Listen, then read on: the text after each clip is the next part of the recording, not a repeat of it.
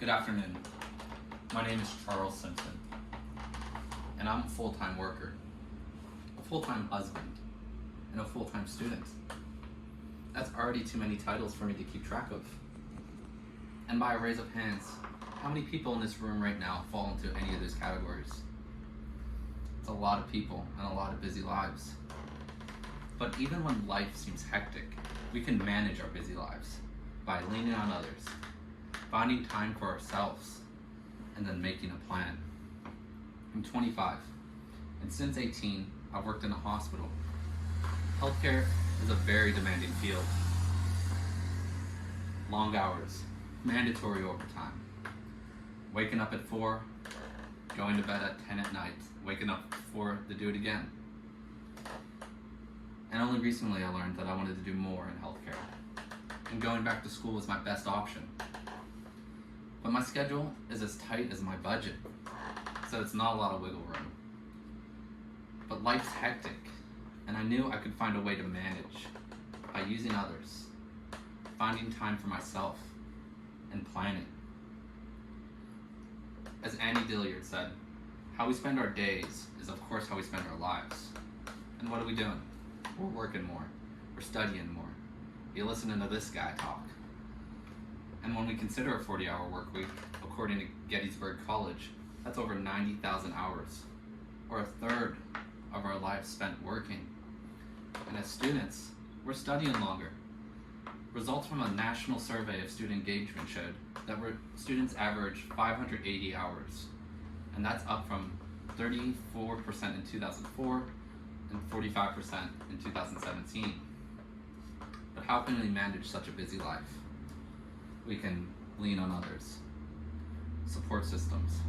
What are support systems? It's a network of friends, family, and peers, supervisors, teachers. Research has shown, according to University of Buffalo, that people with support systems have better health, have longer lives, and they report higher well-being. Who else can we use? We can use ourselves. Have you ever stepped away from your desk? Or from your studies? Taking a break helps. So please take a break.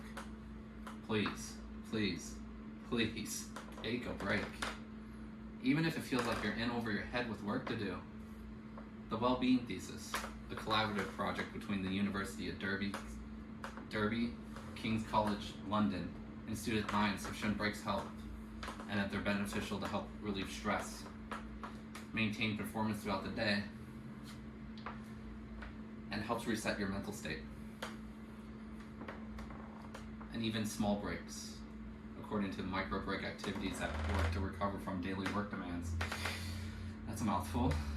Even these small breaks, micro breaks, just a few minutes away from the desk, can help increase your productivity, and it supports your well-being in general. And lastly, let's talk about schedules.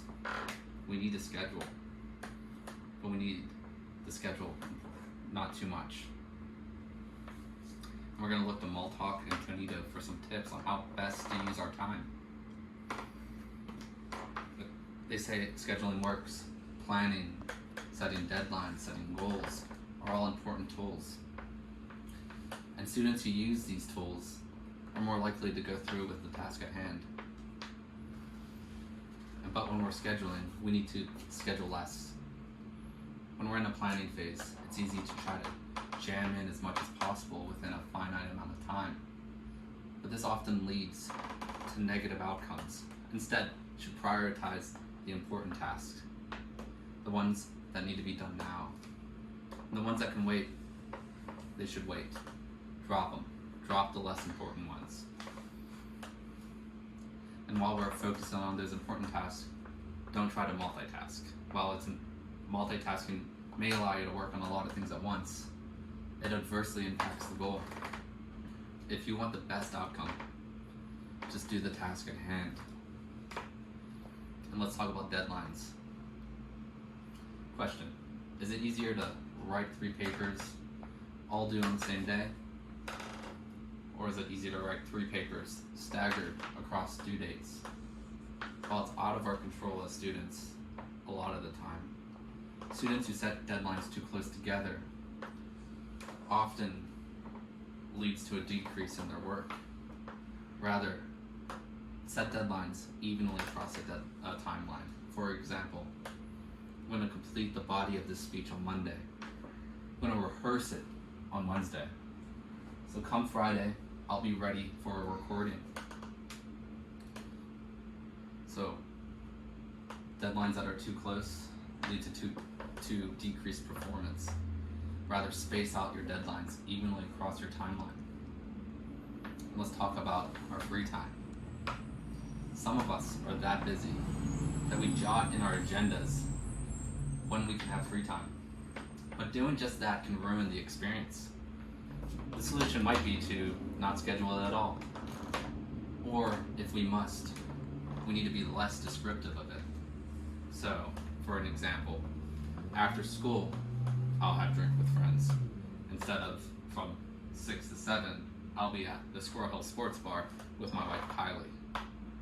The difference between the strict and loose scheduling has a great effect on how we perceive the time spent.